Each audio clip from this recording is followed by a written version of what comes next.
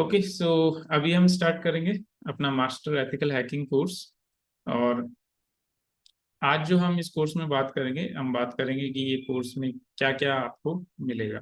ठीक है, मतलब क्या क्या हम पढ़ने वाले हैं, करिकुलम क्या रहेगा, बेसिकली हम ये बात करेंगे।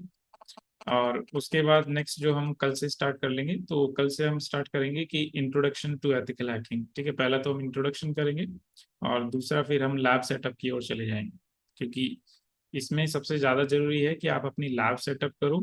और लैब सेटअप करने के बाद उसी लैब पे अपनी सारी प्रैक्टिस होगी। ठीक है, तो अगर बात करें हम अपने करिकुलम की, तो देखो करिकुलम में इस बार बहुत कुछ है। जैसे कि सबसे पहले तो हम बात करेंगे इंट्रोडक्शन टू एथिकल हैकिंग, कि हैकिंग क्या है। ठीक है, हैकर्स कितने तरह के होते हैं, कितने तरह की हैकिंग होती है। फिर उसके बाद नेक्स्ट जो बेसिक इंट्रोडक्शन हमें हो जाएगा कि हैकिंग क्या है, क्यों करते हैं और सीखना क्यों चाहिए। देखो बेसिकली क्या है कि ये पहले की तरह अब नहीं रहा। ऐसा नहीं है कि आपको साइबर सिक्योरिटी एक ऑप्शन था। पहले पहले ऐसा होता था कि ठीक है सीएच सीखना मतलब किसी को हैकिंग में इंटरेस्ट है तो सीखे, वरना जरूरी नहीं है। लेकिन आज के टाइम पे ऐसा नहीं है। आज के टाइम पे क्या हो गया है कि आपको हैकिंग आना ही चाहिए, ये जरूरी हो गया है। क्यों हो गया जरूरी? क्योंकि जब आप हैकिंग सीखने जाते हो तो आपको सबसे मेन चीज जो पता लगती है इसमें, आपको ये पता लगती है कि कोई भी हैकर जो है वो हैक करता कैसे।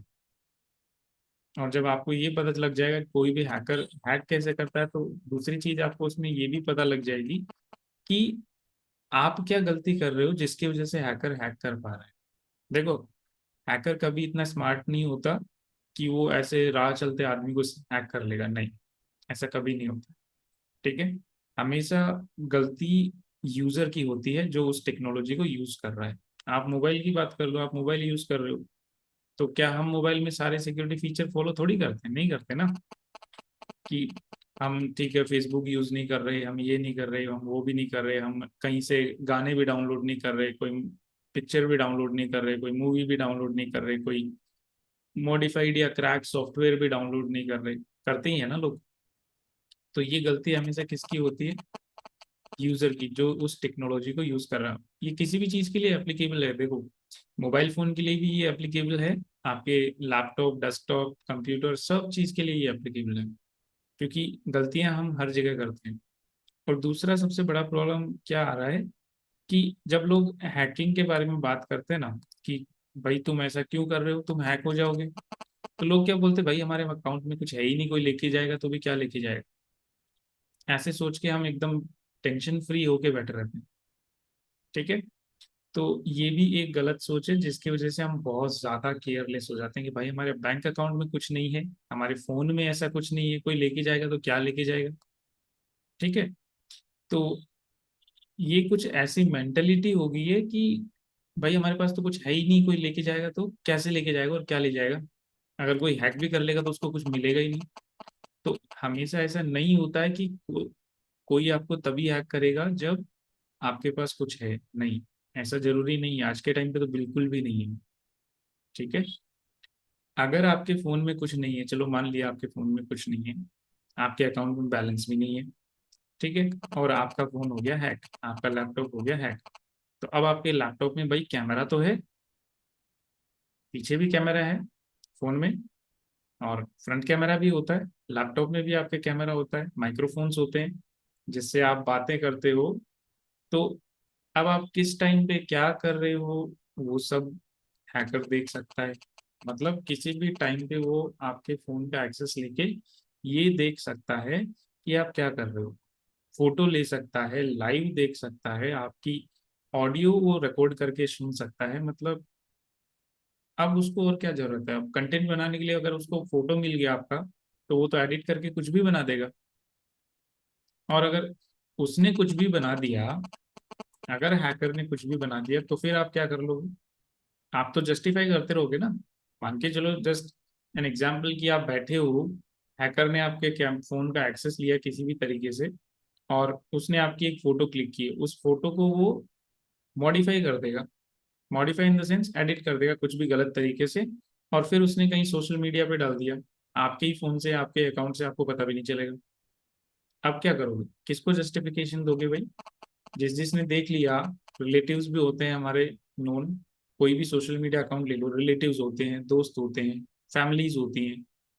तो किस किस को आप जस्टिफाई करते रहोगे कि नहीं नहीं भाई मैंने नहीं किया ये? क्योंकि वो लोग तो यही बोलेंगे ना कि भाई तुम्हारा अकाउंट था, तुम्हारा फोन था, तो ये तो तुम्हारी डिवाइस से हुआ है। ठीक है। तो ये सब चीजें क्यों हो रही है? क्योंकि हमारे पास वो मेंटेलिटी है कि ठीक है भाई हमारे पास कुछ है ही नहीं, कोई लेके जाएगा तो क्या लेके जाएगा। तो वो एक मेंटेलिटी भी इस चीज का कारण है कि लोग आसानी से हैक हो जाते हैं। दूसरा चीज कि हम लोग क्या है, बहुत सारा फ्री स्टफ यूज करना चाहते हैं।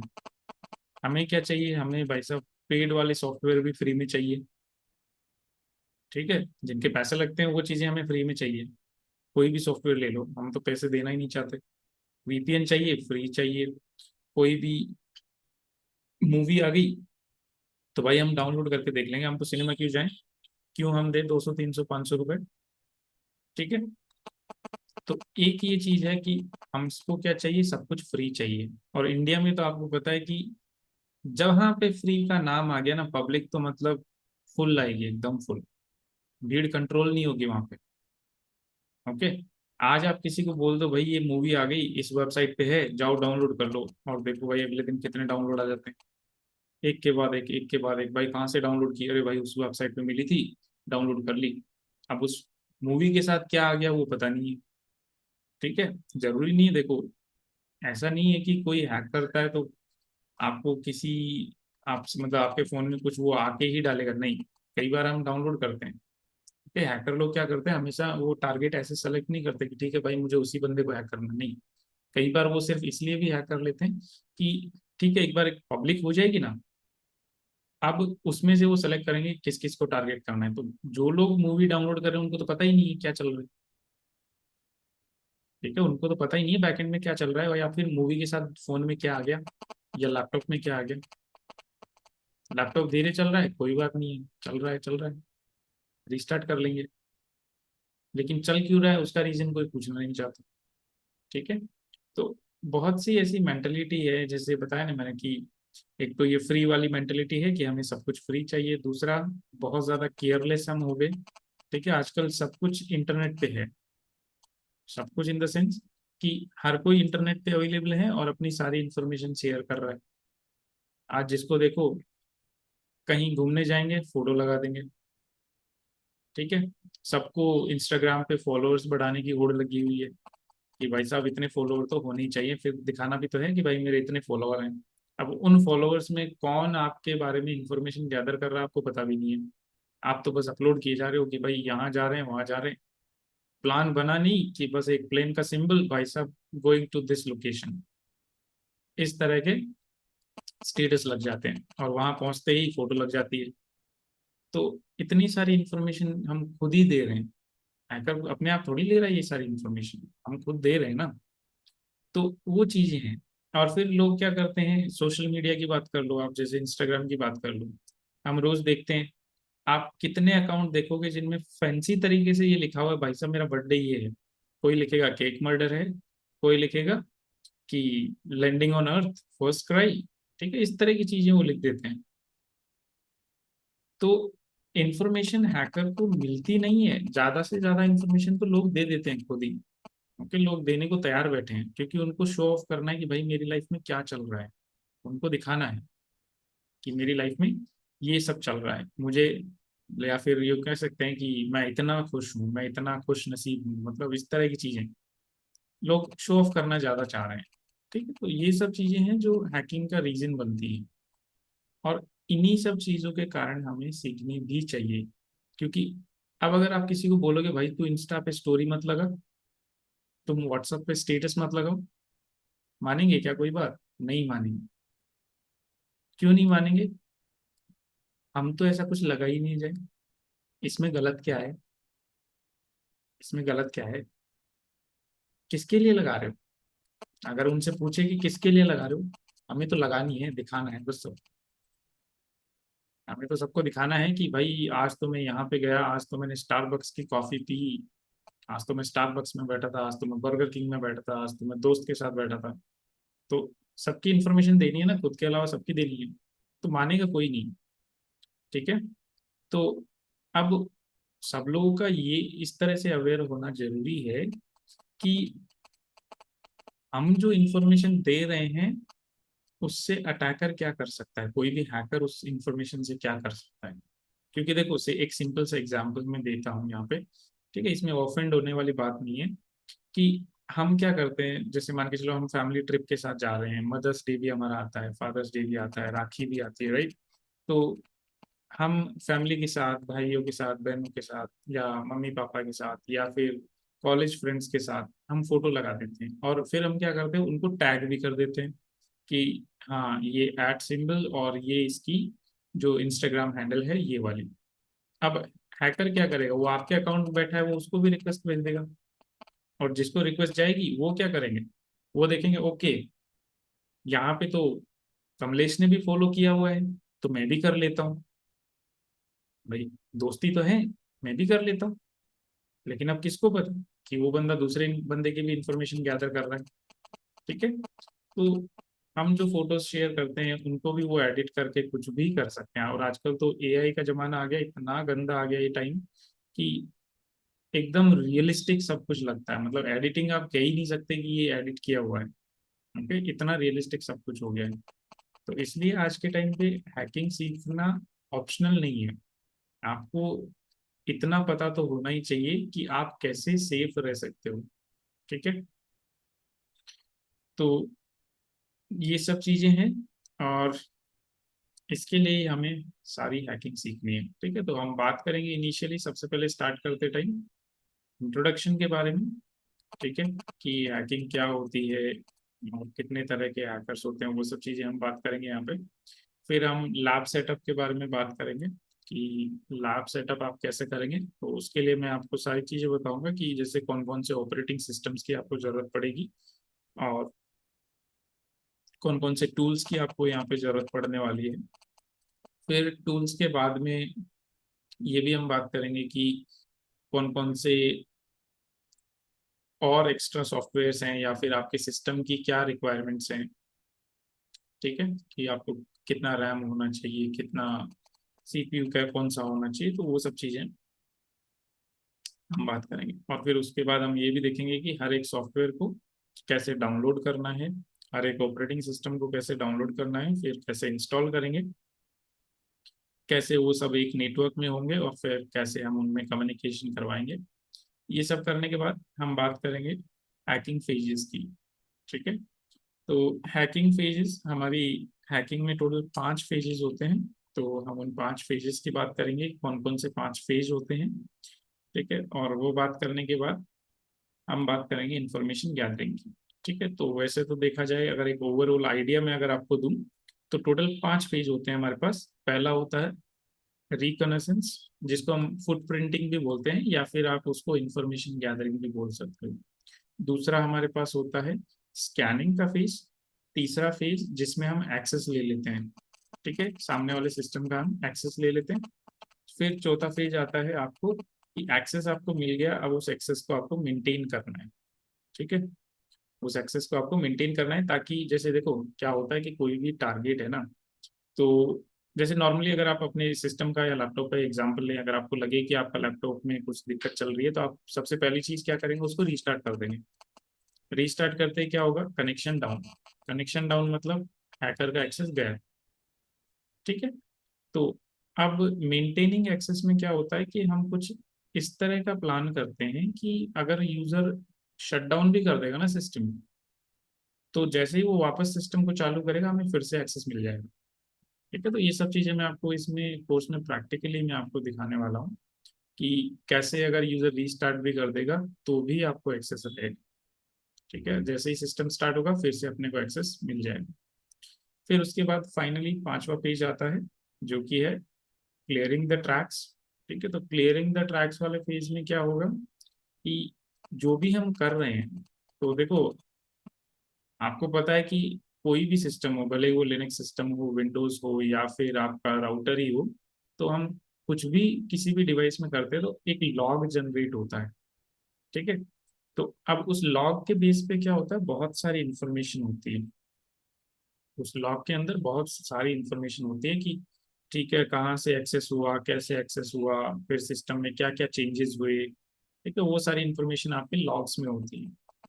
तो उन लॉग्स को,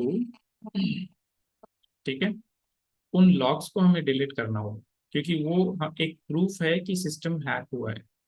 ठीक है, और किसने किया है वो सारी डिटेल भी लॉग्स के अंदर होती है। तो इसलिए अगर हमें अपने ट्रैक्स को छुपाना है, जो कि जो हमने सिस्टम में किया है, टारगेट सिस्टम में किया है, अगर उस चीज को छुपाना है तो हमें क्या करना पड़ेगा, उन लॉग्स को हमें क्लियर करना पड़ेगा। ठीक है, और अगर हमने सिस्टम वाइड चेंजेस कुछ किए हैं, ठीक है, कुछ मेजर चेंजेस सिस्टम में किए हैं, तो उनको भी रिवर्ट बैक करना पड़ेगा, ताकि किसी को पता ही नहीं चले कि सिस्टम में कुछ हुआ भी है। ठीक है, तो इस तरीके से। और आजकल तो क्या है कि जैसे बड़ी बड़ी कंपनीज जो हैं, वो एक डिवाइस आती है SIEM करके, ठीक है, तो वो डिवाइस यूज कर रहे हैं। अब उससे क्या होता है, वो डिवाइस लॉग को पढ़ती है। ठीक है, वो किसी और चीज पे काम नहीं करती, वो लॉग को पढ़ती है, और लॉग पढ़ के वो इमीडिएटली बता देती है कि भाई सिस्टम में कुछ गड़बड़ है। ठीक है, तो इसलिए ट्रैक्स को क्लियर करना बहुत जरूरी हो जाता है। तो ये टोटल 5 फेजेस होते हैं। पहला इंफॉर्मेशन गैदरिंग कह दो, स्कैनिंग, दूसरा, तीसरा हो गया gaining the access, that means taking access of system, ठीक है, जिसमें हम सिस्टम का एक्सेस ले लेते हैं। चौथा हो गया आपका मेंटेनिंग द एक्सेस, जिसमें आप एक्सेस को मेंटेन करोगे। ठीक है, वो एक्सेस रहना चाहिए आपके पास। और फिर पांचवा फेज आ जाता है, जिसमें हम ट्रैक्स को क्लियर करते हैं। तो वो 5 फेजेस के बारे में हम बात करेंगे। फिर हम डिटेल में पढ़ेंगे इंफॉर्मेशन गैदरिंग। ठीक है, अब इंफॉर्मेशन गैदरिंग अलग अलग तरीके से, अलग अलग जगह से, अलग अलग टूल्स के साथ होगी। ठीक है, तो जो भी सारे टूल्स रिक्वायर्ड होंगे, ठीक है, जो भी सारी टेक्निक्स होगी, उन सबको हम बहुत ही डिटेल में पढ़ेंगे। ठीक है, तो इसमें हम बहुत सारी चीजें कवर करेंगे, कि जैसे एक तो आप नॉर्मल गूगल यूज करते हो कोई भी चीज सर्च करने के लिए ना, और दूसरा मैं आपको एडवांस तरीके बताऊंगा गूगल से सर्च करने के। और जब हम कुछ एडवांस तरीके से सर्च करेंगे, तो क्या होगा, हम जो चीज देखना चाह रहे हैं हमें वही मिलेगी।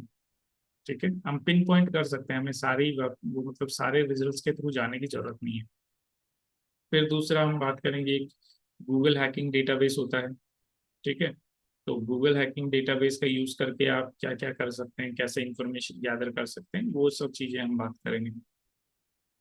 उसके बाद मैं आपको बताऊंगा कि सोशल नेटवर्किंग साइट से आप कैसे इंफॉर्मेशन गैदर करेंगे। ठीक है, तो इसमें बहुत सारी अलग अलग चीजें होंगी जहाँ से हम इंफॉर्मेशन गैदर करेंगे। जैसे ही आप इंफॉर्मेशन गैदर कर लेंगे, और अगर आपको कहीं से एक IP मिल गई, ठीक है, अगर आपको एक IP का पता चल गया, तो जैसे ही IP का पता चलेगा, हम स्टार्ट कर देंगे अगली चीज, वो है स्कैनिंग। ठीक है, तो अब स्कैनिंग में क्या होगा कि आप जो भी आपको सिस्टम का IP मिल गया, उसको स्कैन करोगे। और IP मिलते ही तो हम पूरा नेटवर्क ही स्कैन कर देंगे। अगर एक सिंगल IP भी हमें मिल गया, तो हम पूरा नेटवर्क ही स्कैन कर लेंगे। ठीक है, स्कैन करके हम ये पता लगा लेंगे कि ठीक है भाई, कितने डिवाइसेस हैं जो नेटवर्क में हैं और वो चालू हैं। ठीक है, और जैसे ही हमें चालू डिवाइसेस का पता लग जाएगा, फिर हम अगली स्टेप पे जाएंगे। ठीक है, तो सबसे पहली चीज तो हम स्कैनिंग की हेल्प से ये पता करेंगे कि कितने सिस्टम चालू है नेटवर्क में। फिर जैसे ही हमें चालू सिस्टम का पता लग गया, उन चालू सिस्टम पे कितने पोर्ट चालू हैं। ठीक है, पोर्ट्स का पता लगाएंगे। पोर्ट्स का पता लगाने के बाद हम ये पता लगाएंगे कि उन पोर्ट पे कौन सी सर्विस चल रही है। सर्विस का पता लग गया, तो हम ये भी पता लगाएंगे कि वो सर्विस का एग्जैक्ट वर्जन कौन सा चल रहा है। क्योंकि कई बार क्या होता है कि हम सिस्टम को अपडेट नहीं करते, तो पुरानी सर्विसेज चल रही होती हैं।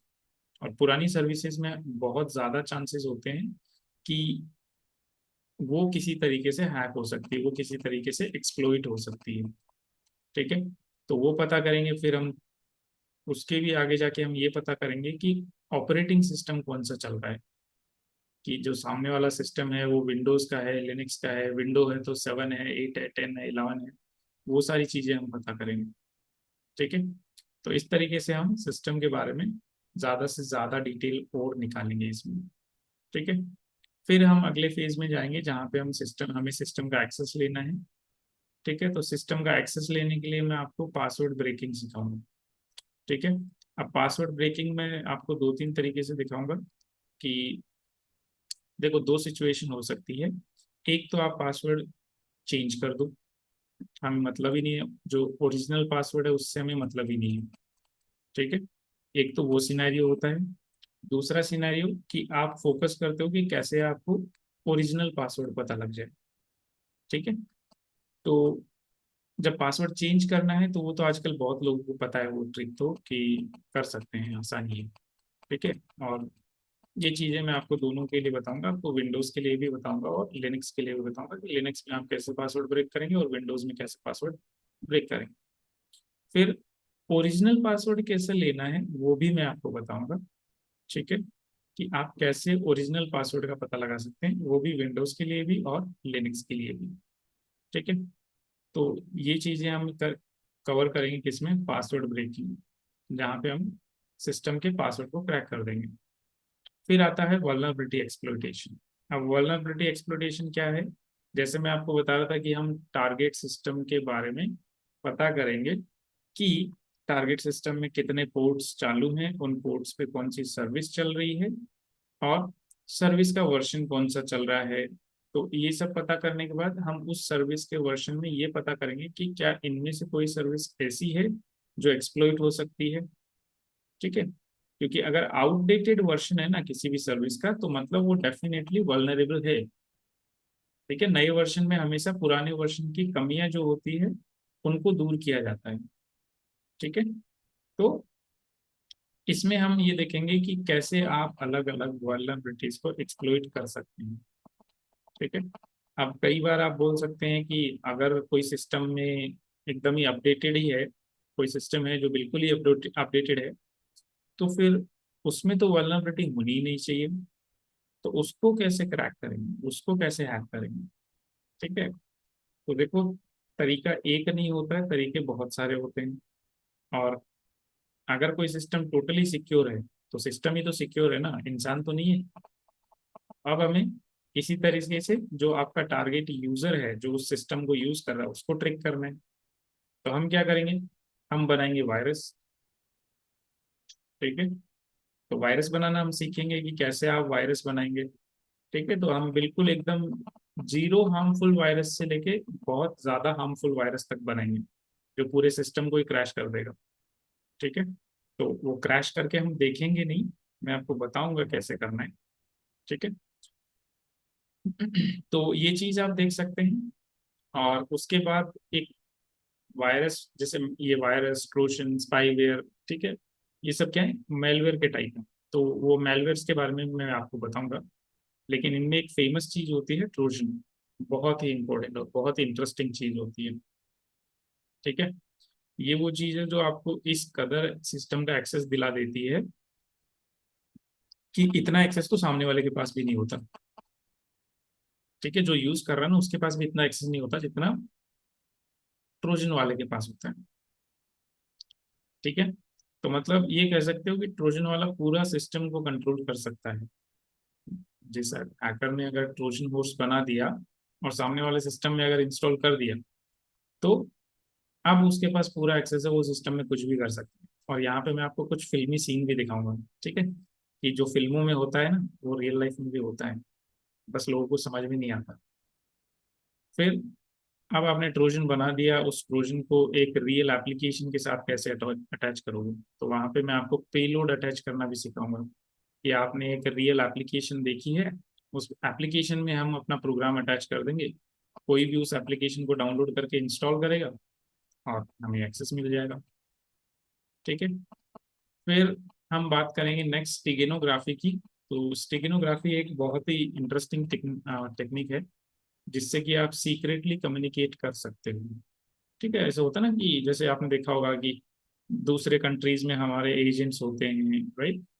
तो वो लोग क्या करते हैं, एकदम सीक्रेट कम्युनिकेशन करते हैं, वो अपना मैसेज कभी भी डायरेक्ट नहीं देते, वो किसी इस तरीके की फॉर्म में देंगे किसी को और को समझ नहीं आए। ठीक है, तो वो टेक्निक क्या होती है कि आप अपने मैसेज को किसी दूसरे मैसेज या दूसरे डेटा में छुपा रहे हो, उसको हम बोलते हैं स्टेगनोग्राफी। तो उसके बारे में मैं आपको बताऊंगा। ठीक है, तो यहाँ पे मैं आपको बताऊंगा कि आप एक फोटो में अपना मैसेज छुपा सकते हैं, एक वीडियो में अपना मैसेज छुपा सकते हैं। ठीक है, और सिर्फ जिसको वो टेक्निक पता है वही उसको पढ़ पाएगा, बाकी कोई दूसरा उसको पढ़ नहीं पाएगा, उसको पता ही नहीं लगेगा कि ये है क्या एक्चुअली में। उसके लिए तो अगर फोटो में छुपा दिया तो फोटो लगेगी, अगर वीडियो में छुपा दिया तो वीडियो लगेगी। ठीक है।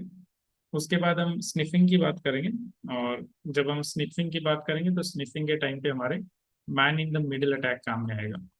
ठीक है। तो स्निफिंग एक तरीका होता है कि आप जो भी किसी नेटवर्क में कम्युनिकेशन हो रहा है उसको कैप्चर कर लेते हो। ठीक है, जैसे कोई भी दो डिवाइस कम्युनिकेट कर रही हैं, तो अब उन डिवाइस के बीच में जो कम्युनिकेशन हो रहा है आप उसको कैप्चर कर लो। ऐसे ही आप वेबसाइट्स को स्निफ कर सकते हो। तो वेबसाइट स्निफिंग में क्या आएगा कि जैसे मान के चलो आप कोई वेबसाइट, कोई भी है XYZ जो नेटवर्क, कोई भी एक आपका टारगेट यूजर है, वो कोई वेबसाइट विजिट कर रहा है। ठीक है, तो अब उस वेबसाइट पे जाके अगर वो लॉग इन कर रहा है तो उसका यूजर नेम पासवर्ड कैसे हम निकाल सकते हैं, वो सब चीजें भी हम देखने वाले हैं। ठीक है, तो इसमें हम HTTP, HTTPS और एक अलग आजकल ज़्यादातर वेबसाइट एक सिक्योरिटी यूज कर रही है HSTS करके, तो उसके बारे में मैं भी आपको इंट्रोडक्शन दूंगा। हालांकि वो बाईपास नहीं हो सकती, जो HSTS सिक्योरिटी है वो कम्प्लीटली बाईपास नहीं हो सकती, लेकिन पार्शियली मैं आपको बाईपास करके दिखाऊंगा कि पार्शियली आप कैसे उसको बाईपास कर सकते हैं। और वहां पे भी आपको बहुत सारी रियल सिनारियो पता लगेगी कि बहुत सी ऐसी चीजें हैं जिन पे हम गौर ही नहीं करते कि लेकिन वो हो रही हैं। ठीक है। तो बहुत सारा चीजें यहाँ पे आपको पता लगने वाला है। दूसरा फिर फिशिंग अटैक हमारे पास होता है। फिशिंग अटैक में क्या होता है कि किसी भी यूजर का, जैसे मान के चलो कोई भी लेजिटिमेट वेबसाइट है, आप फेसबुक ही मान लो, तो आप फेसबुक जैसा ही एक पेज बना के यूजर को वहां पे भेज देते हो। यूजर जाके अपना यूजर नेम पासवर्ड वहां पे डालता है। अब वो तो एक्चुअल फेसबुक की वेबसाइट है नहीं ना, वो तो एक ऐसी वेबसाइट है जो आपने बनाई है। ठीक है। तो क्या होगा, वहां से वो यूजर नेम और पासवर्ड आपको मिल जाएगा और वो यूजर अब फेसबुक की वेबसाइट पे चला जाएगा। ठीक है, एक बार आपको यूजर नेम पासवर्ड मिल गया, अब वो यूजर जो है वो चला जाएगा ओरिजिनल फेसबुक की वेबसाइट पे। तो क्या होगा कि यूजर को लगेगा हो सकता है यार मैंने यूजर नेम पासवर्ड गलत डाल दिया हो तो लॉगिन नहीं मिला, लेकिन एक्चुअल में ऐसा नहीं था। ठीक है। तो वो सब चीजें भी आप फिशिंग अटैक में देखोगे। उसके बाद हम फाइनल आएंगे वेबसाइट हैकिंग पे। तो सबसे पहले तो थोड़ा वेबसाइट का इंट्रोडक्शन लेंगे, वेबसाइट क्या होती है, कैसे काम करती है।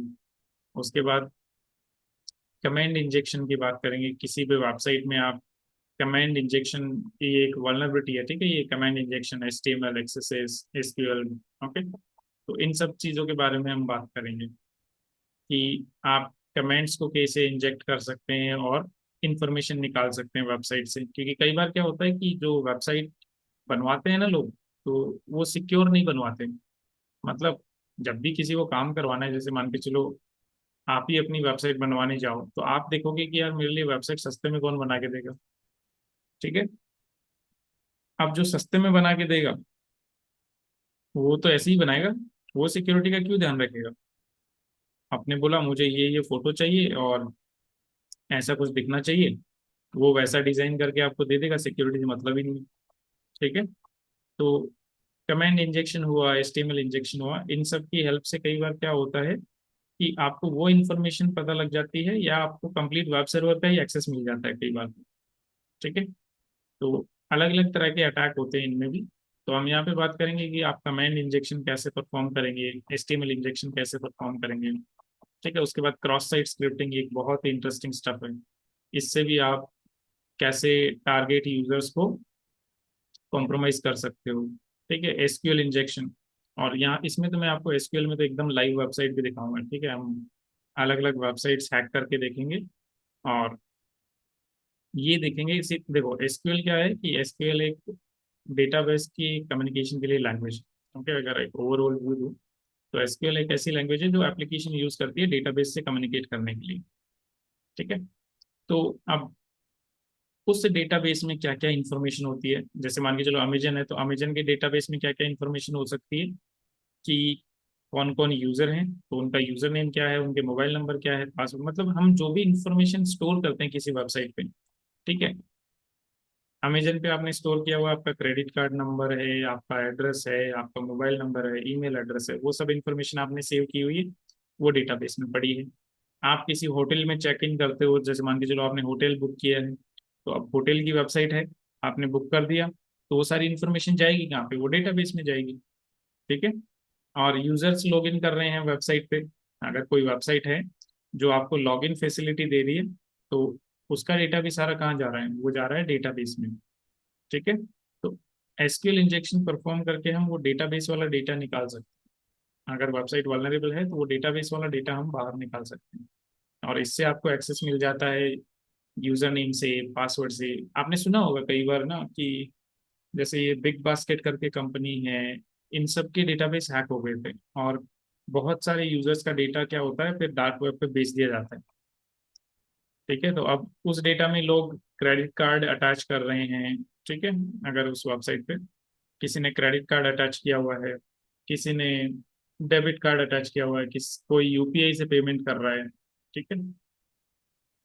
तो इस तरह के सिनेरियोज आते हैं।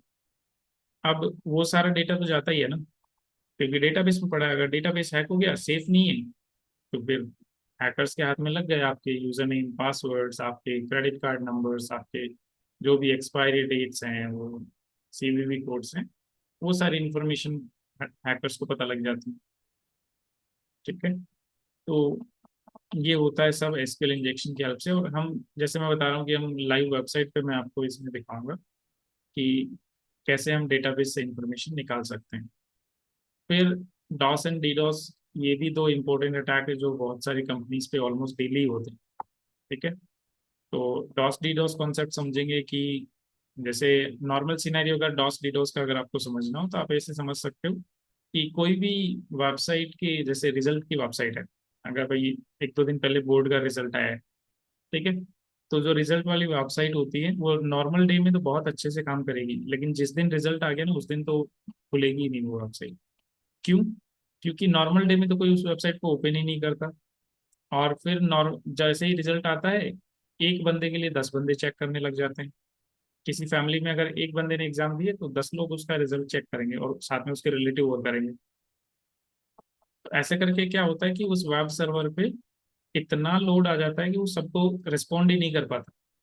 और अगर वो रिस्पॉन्ड नहीं कर पाएगा तो क्या होगा, हम बोलेंगे सर्वर डाउन है, वेबसाइट डाउन है। तो बेसिकली जब स्मॉल अमाउंट ऑफ टाइम में बहुत ज्यादा रिक्वेस्ट किसी सर्वर के पास आ जाती है, ठीक है, तो वो अपनी सर्विस से मना कर देता है कि भाई साहब मैं इस सर्विस को फुलफिल नहीं कर सकता, मेरे बस का नहीं है। ठीक है। ऐसे ही सिर्फ सर्वर पे नहीं होता ये, आप स्विच पे, राउटर पे, फायरवॉल पे, सब चीजों पे डॉस हो सकता है, डीडॉस भी हो सकता है। ओके। तो उस कॉन्सेप्ट के बारे में समझेंगे कि आप, हम तो वेबसाइट के बारे में इसमें बात करेंगे कि वेबसाइट पे कैसे करेंगे, और मैं आपको स्विच में भी दिखा दूंगा इसको कि स्विच में आप डॉस डीडॉस अटैक कैसे कर सकते हैं। फिर अब इतना कुछ करना है इंटरनेट पे तो सेफ भी रहना पड़ेगा, राइट? तो मैं आपको ये भी बताऊंगा कि आप सेफ कैसे रह सकते हैं। तो इसमें हम कुछ चार पांच तरीके की बात करेंगे कि कैसे आप एकदम एनोनिमस टाइप का बन सकते हैं इंटरनेट पे, ताकि कोई ट्रैक ही नहीं कर पाए। ठीक है। फिर उसके बाद फाइनली हम बात करेंगे आपके एंड्रॉयड हैकिंग के बारे में, जहाँ पे हम बात करेंगे कि आप कैसे एक एंड्रॉयड फ़ोन को हैक करेंगे। ठीक है, जो लोकल नेटवर्क में है। और दूसरा एक इसमें मैं आपको ये भी बताऊंगा कि कैसे आप एंड्रॉयड डिवाइस को हैक करेंगे। जैसे मान के चलो कोई भी एंड्रॉयड डिवाइस है, वो कहीं भी है, वो है, कोई सा भी एंड्रॉयड डिवाइस है वो कहीं भी है, तो इसमें आपको समझ में आएगा अभी जो मैं बोल रहा हूँ ना, कि कोई भी एंड्रॉयड डिवाइस और वो दुनिया में कहीं भी है, कोई फर्क नहीं पड़ता, उसको कैसे हैक करेंगे। ठीक है। ये वो चीज़ है जो मैं पहले आपको बता रहा था कि हम एप्लीकेशन डाउनलोड करते हैं और वो सब। ठीक है। तो वो सी चीज़ यहाँ पे आप प्रैक्टिकली देखेंगे, मैं आपको प्रैक्टिकली दिखाऊंगा कि कैसे एंड्रॉयड हैक होते हैं। फिर हम बात करेंगे वाईफाई हैकिंग की। ठीक है, कि आप वायरलेस नेटवर्क्स को कैसे हैक करोगे। और उसके बाद फाइनल आता है आपका dark web and deep web. ठीक है। तो अब इतना कुछ पढ़ लिया है तो थोड़ा इंट्रोडक्शन तो डार्क वेब का भी बनता ही है। तो इसलिए हम यहाँ पे डार्क वेब और डीप वेब का इंट्रोडक्शन करेंगे, और फिर मैं आपको ये भी बताऊंगा कि कैसे आप डार्क वेब पे अपनी वेबसाइट होस्ट कर सकते हैं। अपनी खुद की वेबसाइट भी हम डार्क वेब पे रख के देखेंगे कि कैसे आप रख सकते हैं। ठीक है। तो ये सारा करिकुलम रहेगा अपना एथिकल हैकिंग का। ये तो सर सिर्फ टॉपिक्स हैं, इनमें जो अटैक्स जब हम करने जाएंगे तो वो बहुत अलग अलग तरीके के और बहुत सारे टूल्स इसमें यूज होने वाले हैं। ठीक है, तो सारे टूल्स के बारे में मैं आपको ये भी बताऊंगा कि आप कौन से टूल्स पहले से अवेलेबल हैं और कौन से टूल्स हमें डाउनलोड करने पड़ेंगे। तो डाउनलोड करने पड़ेंगे तो कहाँ से हम डाउनलोड करेंगे, ठीक है, किस तरीके से करेंगे, वो सारी इंफॉर्मेशन भी हम कोर्स में ही देखेंगे। ठीक है, अब इसके बाद जो नेक्स्ट चीज हमारे पास आती है वो आएगी हमारे पास, जो आपका इंट्रोडक्शन टू एथिकल हैकिंग। ठीक है,